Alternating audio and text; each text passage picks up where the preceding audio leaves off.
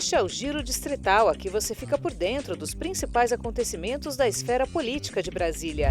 Nesta edição, paz na política. Câmara Legislativa repudia atentado na Praça dos Três Poderes. Contraponto. Operação contra golpe repercute na Câmara Legislativa. Minha Casa Linda. Projetos em tramitação na CLDF querem facilitar reformas em casa de pessoas de baixa renda. Minha Escola Tem História. CLDF é palco de premiação de concurso literário para alunos da rede pública. Conexão Brasília-Zagreb. Exposição na Câmara Legislativa destaca belezas da arquitetura da Croácia. E claro, também vamos destacar o que foi notícia na Câmara Legislativa na terceira semana de novembro. A terceira semana de novembro na Câmara Legislativa foi marcada por pronunciamentos no plenário. Na sessão ordinária do dia 19, os deputados Jorge Viana e Fábio Félix foram à tribuna defender o fim da escala 6x1 nas relações de trabalho. Os empresários vão torcer o nariz. A extrema-direita também está torcendo o nariz.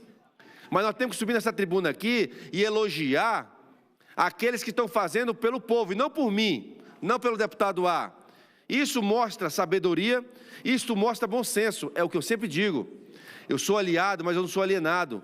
Nenhum político tem que subir nessa tribuna e defender cegamente um político ou um partido que não esteja fazendo uma política pensando no povo. Então, por isso que, como eu falei pela primeira vez, eu estou subindo na tribuna para elogiar uma deputada do PSOL, porque ela pensou nos trabalhadores. Eu vendo essa semana os anúncios de emprego aqui no DF em shopping center. As pessoas entram às 2 da tarde, saem às 10 da noite, trabalhando 6x1. Não tem tempo de descanso, não tem como resolver alguma coisa na vida. É uma escala de trabalho massacrante que não vê a vida além do trabalho como uma necessidade. Já o deputado Chico Vigilante criticou as empresas contratadas pelo GDF para prestação de serviços que não têm honrado compromissos trabalhistas com os funcionários.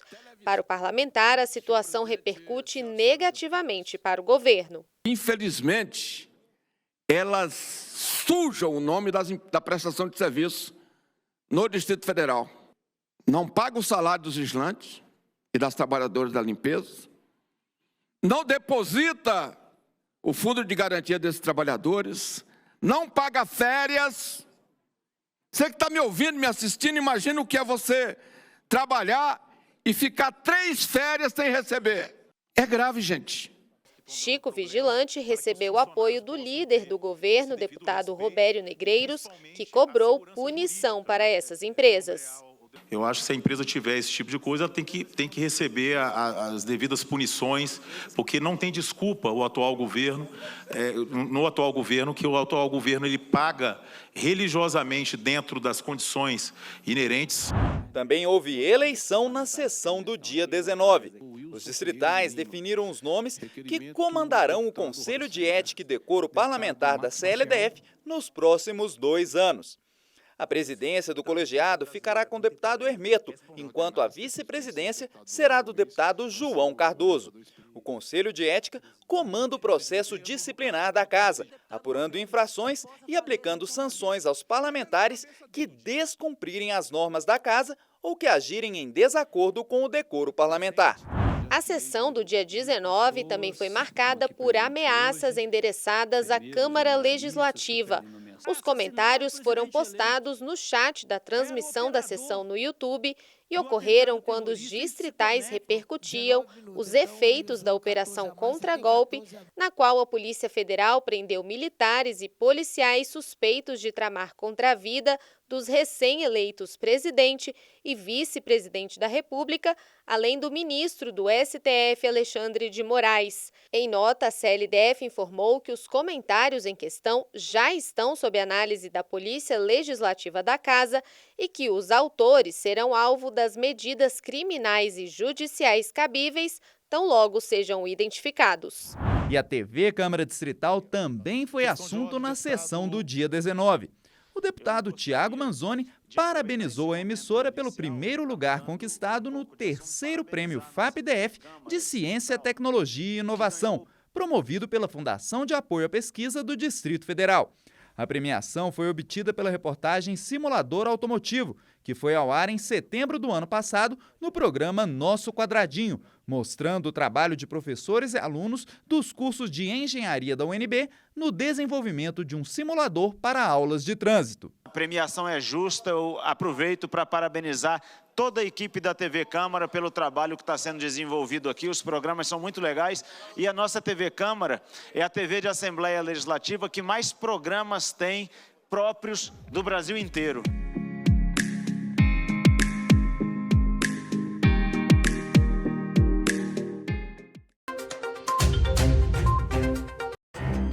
Um atentado à bomba no último dia 13, na Praça dos Três Poderes, chamou a atenção do Brasil e principalmente dos moradores do Distrito Federal.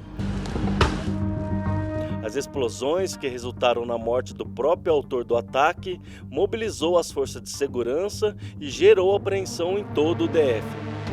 O tema também repercutiu na Câmara Legislativa. O presidente da Casa, deputado Wellington Luiz, condenou o ataque e afirmou que a Câmara tem adotado medidas para reduzir a tensão política. Acho que é lamentável, acho que todo o extremismo, radicalismo, que coloca em risco vida alheia e a própria, faz com que a gente lamente muito, que a gente sinta esse momento. Acho que é um momento delicado, precisamos rever esses conceitos ideológicos para que a gente não transforme uma democracia que nós conquistamos há muitos anos e com muita luta em um problema para a sociedade. Então, é algo realmente que nós lamentamos muito o que aconteceu. A gente tem trabalhado, inclusive, na comunicação com essas pessoas, com os partidos, né, tentando levar para a população do Distrito Federal o respeito à ideologia, o respeito aos sentimentos políticos que existem, é natural. Agora não pode você começar a atentar a democracia e atentar contra a vida de pessoas. Então a Câmara tem feito o seu papel, tentando se comunicar melhor com a população, respeitando o espaço. Os deputados vêm aqui, cada um defende a sua bandeira, mas precisamos lembrar sempre, o respeito é fundamental, para que a população não pague um preço tão caro. O líder do governo, o deputado Robério Negreiros, também repudiou o atentado. O parlamentar destacou a pronta reação das forças de segurança e do governo do DF. Nossa vice-governadora Celina, ela foi ímpar em relação a isso, colocou todas as forças policiais, o diretor-geral da Polícia Civil, a comandante-geral da Polícia Militar, então todos os órgãos envolvidos, o bombeiro também, e a própria Polícia Federal, que faz parte do governo federal, participou dessa coletiva com toda a imprensa, se colocando e de uma forma enérgica, dando todas as condições de apuração. Da mesma forma, o líder da oposição, o deputado Gabriel Magno, criticou o atentado. Por outro lado, chamou a atenção para falhas na área de segurança pública, afirmando que o caso não pode ser tratado como um fato isolado. Primeiro que não foi um fato isolado, como algumas autoridades têm tentado impor essa narrativa. É fruto ainda desse processo de ataque às instituições que ocasionou o dia 8 de janeiro. E agora, mais uma vez, o discurso é o mesmo, é o discurso de ódio, o discurso de construção da democracia brasileira, de ataque às próprias instituições, o Supremo, o Congresso Nacional, a Presidência da República. Isso foi alimentado por um setor da política que, inclusive, até recentemente, governava o Brasil. Agora é preciso ter uma eficiência maior no monitoramento desse processo para que a gente não viva de novo o que a gente viveu nesses últimos anos. Infelizmente, a gente viu mais uma vez que a democracia brasileira ainda está sob ameaça, ainda está sob risco, ela precisa ser protegida, ela precisa ser defendida e é preciso fortalecer, nesse caso, as instituições, sem dúvida nenhuma. A gente lamenta muito o que aconteceu e é preciso ter uma resposta institucional firme. Para o diretor da Polícia Legislativa, o atentado demonstrou a necessidade de reforçar a segurança da casa. Entre as ações estão a contratação de novos servidores, cursos de capacitação e o uso de tecnologia, como a troca de câmeras de monitoramento por câmeras de reconhecimento facial. A Polícia Legislativa vem se preparando para esse tipo de situação e vem tomando as medidas que entende necessário para garantir a segurança dos parlamentares e os visitantes que, porventura, venham a estar aqui na casa. Hoje, a Diretoria de Polícia Legislativa tem um núcleo especializado em investigação e inteligência policial. Então, algumas situações que ocorrem dentro da casa, os eventos, todos eles são monitorados e verificado se existe possibilidade de ocorrência de algum fato, e isso é tomadas medidas de polícia para que não ocorra nenhum problema.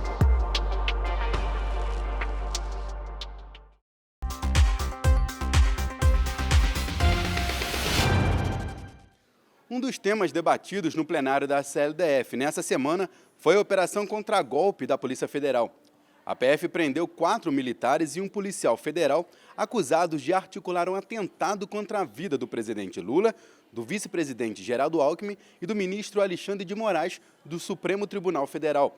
Deputados da esquerda dizem que o episódio faz parte de um movimento maior de tentativa de golpe de Estado e fizeram a associação com 8 de janeiro, quando manifestantes tomaram as sedes dos 3 poderes da República. Como essa turma age, como essa turma agiu para tentar dar um golpe e hoje ficou revelado para o Brasil inteiro. Tentaram matar um presidente da República eleito, tentaram matar, assassinar um ministro do Supremo Tribunal Federal, tentaram inclusive prendê-lo, vice-presidente Ricardo Vale.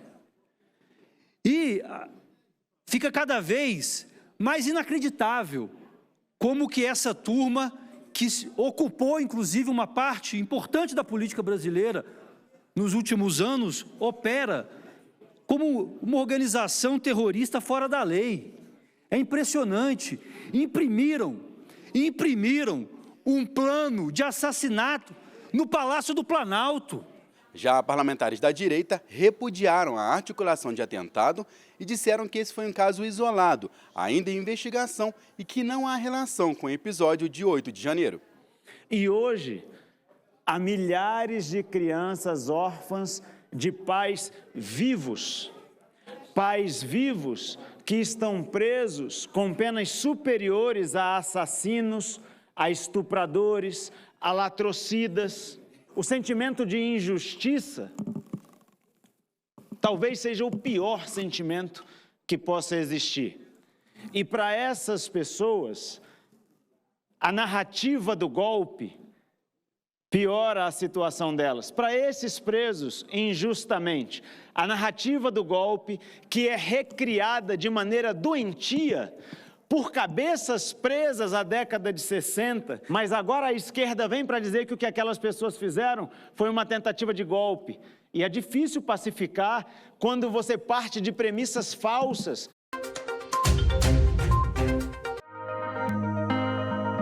O que era bom ficou ainda melhor.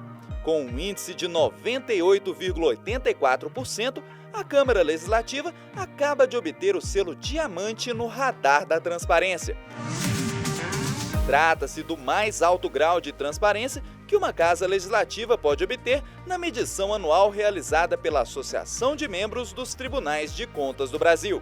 Entre os critérios avaliados pela pesquisa, a CLDF recebeu nota máxima em acessibilidade, em dados sobre convênios e transferências, em dados sobre despesas, em informações institucionais, em informações prioritárias, em dados sobre obras da Casa, em ouvidoria e em serviço de informação ao cidadão. Isso é fruto de um trabalho que nós vimos aqui trabalhando, que é investir em tecnologia da informação, com o apoio de todos os deputados, com o apoio da mesa diretora, e isso tem dado resultado. A gente tem aproximado muito a Câmara Legislativa do povo do Distrito Federal com esse processo de transparência. A nova conquista evidencia a ampliação do nível de transparência da CLDF no passar do tempo. Em 2022, a Casa havia recebido o selo prata no radar da transparência. No ano passado, a nota melhorou e a CLDF obteve selo ouro. Agora, a Casa chega ao topo, coroando os esforços da atual legislatura para tornar a CLDF exemplo de transparência em todo o país. Nós estamos no caminho certo, houve uma evolução, então a Câmara está apostando na transparência. Isso é um trabalho de todos vocês, servidores dessa casa, dos nossos parlamentares, que entendem a importância de investir na transparência. Então, quem ganha é a população, que conhece melhor essa Casa de Leis, que conhece melhor os seus deputados e que com certeza absoluta se orgulham do que está acontecendo. Então, esse é um passo importante que nos orgulha, mas que também aumenta a nossa responsabilidade, porque nós precisamos continuar melhorando ainda mais, comunicando melhor com a população do Distrito Federal e que ela, de fato, tenha orgulho, né, dos parlamentares que elege.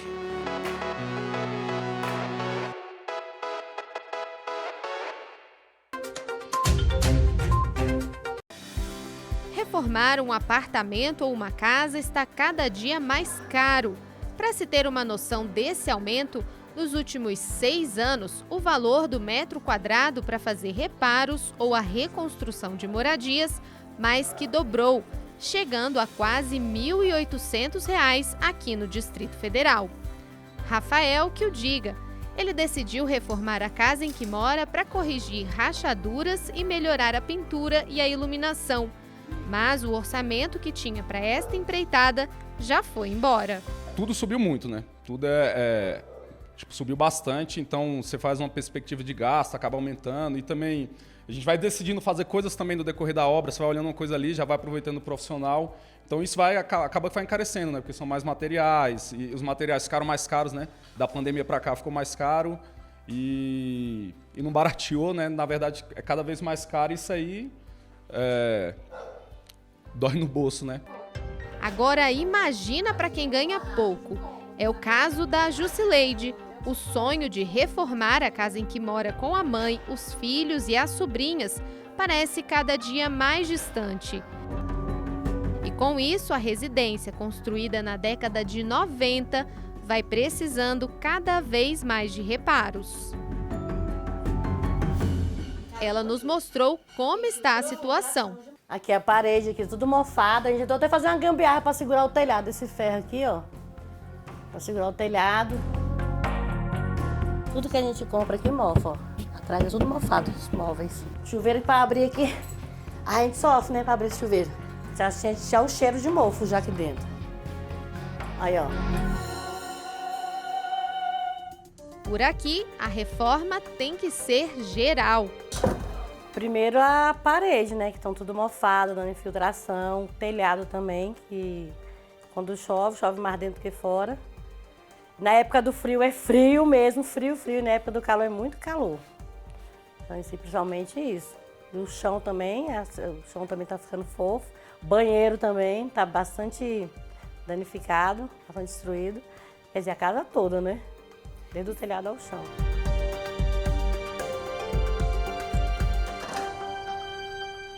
Foi pensando nessas famílias de baixa renda que moram hoje em habitações precárias que os deputados da Câmara Legislativa do Distrito Federal estão trabalhando para propor projetos de lei que estabeleçam políticas públicas para reformar essas casas, trazendo mais conforto para seus moradores. Um desses projetos, de autoria do deputado Rogério Morro da Cruz, foi aprovado em outubro pela CLDF e abre caminho para a criação do Cartão Reforma. O texto está agora nas mãos do governador para ser sancionado. Outro projeto de lei no mesmo sentido, mas ainda em discussão na Câmara Legislativa, é do deputado pastor Daniel de Castro. A ideia dele é conceder um auxílio no valor de R$ 3.000 para reformar casas de pessoas de baixa renda, além de propor parcerias com o setor privado para que essas empresas façam os reparos e tenham abatimento de impostos. Trazer o empresariado. Não precisa sair dinheiro do governo. Basta o governo autorizar o empresário ir lá, ele determina, através da política social e habitacional do governo, quem pode receber. O empresário vai lá, reforma essa casinha, melhora essa casa para esse morador e depois ele faz o abatimento no seu imposto. Jusileide não vê a hora dessas políticas públicas saírem do papel. Eu senti uma alegria muito grande, muito alegre mesmo, ter a casa reformada, né? Ia diminuir também a gripe, né, doença também do pessoal daqui. Então, para mim, né, quanto eu, como pessoal que mora aqui em casa aqui também, ia gostar muito, foi todo mundo alegre.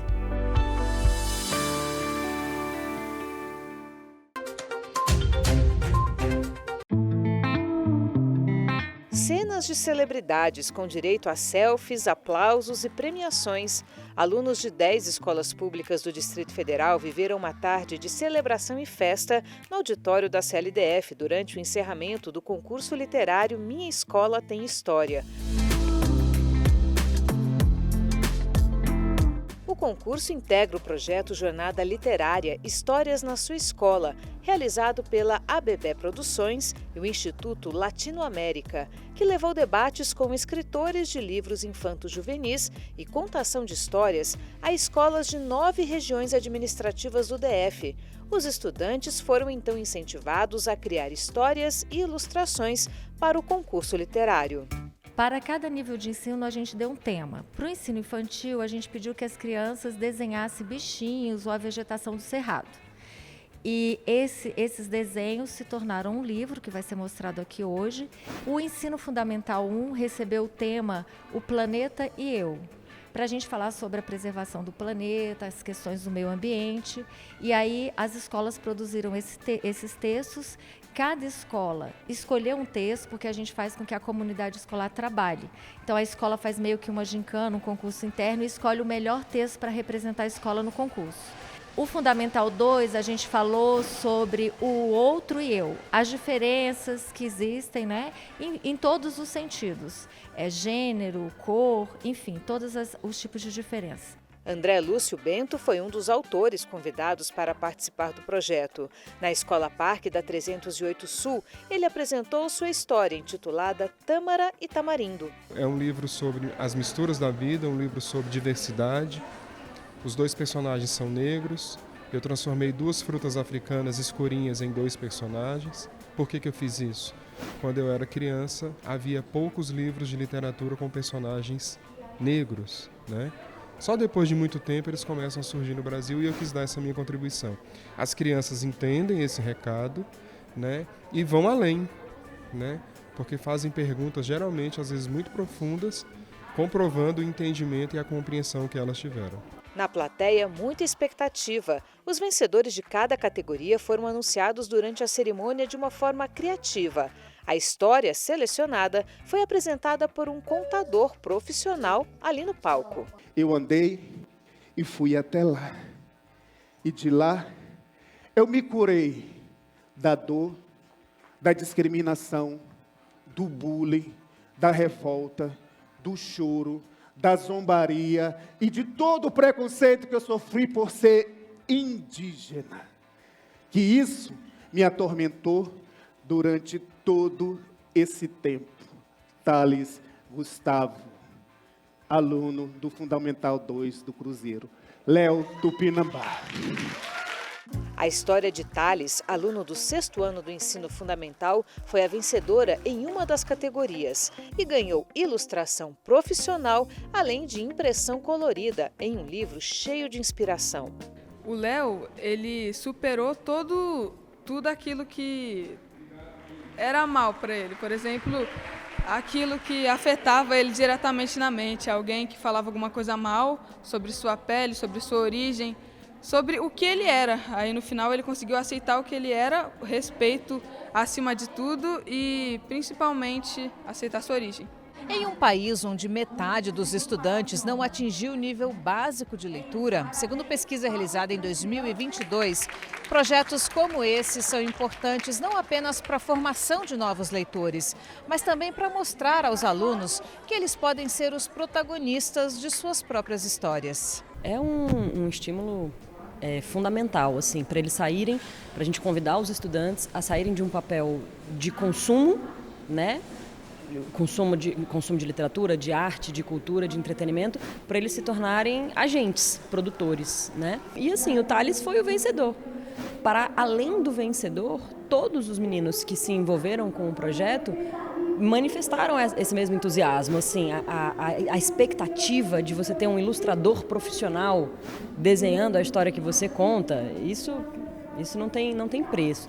E aí ver, né, chegar até aqui e ver que o Thales foi o premiado, aí realmente amarra o projeto de um jeito assim que não tem nem como a gente agradecer a oportunidade.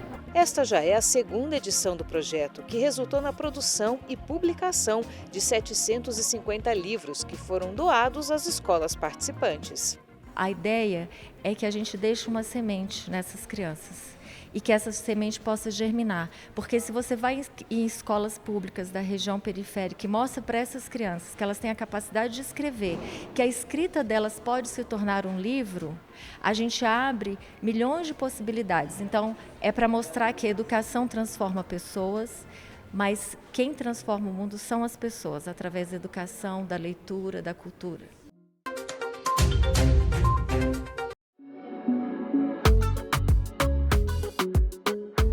Uma capital que se destaca pela arquitetura.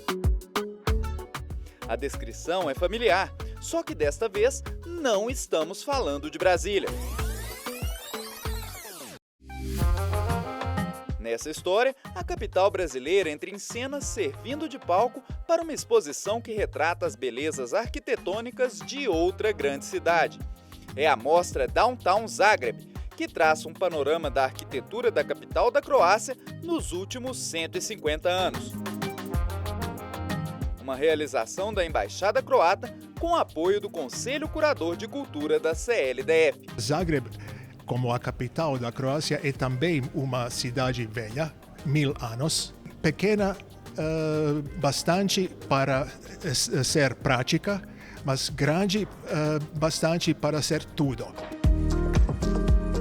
São 20 painéis que apresentam uma visão abrangente das transformações do centro histórico de Zagreb entre meados do século XIX até os dias atuais.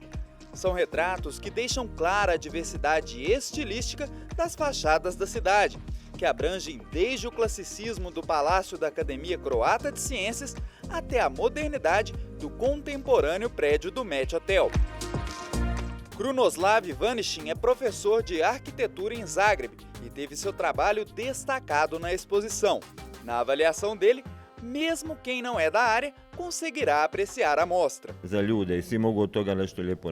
Aqui é muito importante porque todas as outras pessoas, várias pessoas, podem ver e ensinar, aprender alguma coisa sobre arquitetura, porque uma boa arquitetura gera um ambiente melhor, né? E pode-se aprender muita coisa para todo mundo, né? No Brasil, a Croácia é geralmente lembrada pelo bom futebol. A exposição em cartaz na CLDF é uma oportunidade de mostrar que o talento do povo croata vai muito além das 4 linhas. A embaixada quer chamar a atenção do povo brasileiro para as riquezas do país nos mais diversos campos. A Croácia é conhecida em Brasil por causa de futebol, é claro, mas a Croácia e Zagreb especialmente tem muito mais. Não só arquitetura, mas Zagreb é uma cidade muito verde, com muitos parques, árvores. Isso é primeiramente. Segundo, habitantes. Habitantes estão calorosos, cordial, quase como brasileiros. E gostam os visitantes. A cultura do Brasil é grande, é rica, multifaceta. A cultura croata é também rica, velha e reconhecida em todo o mundo. Não só futebol, cultura em geral, inclusive arquitetura.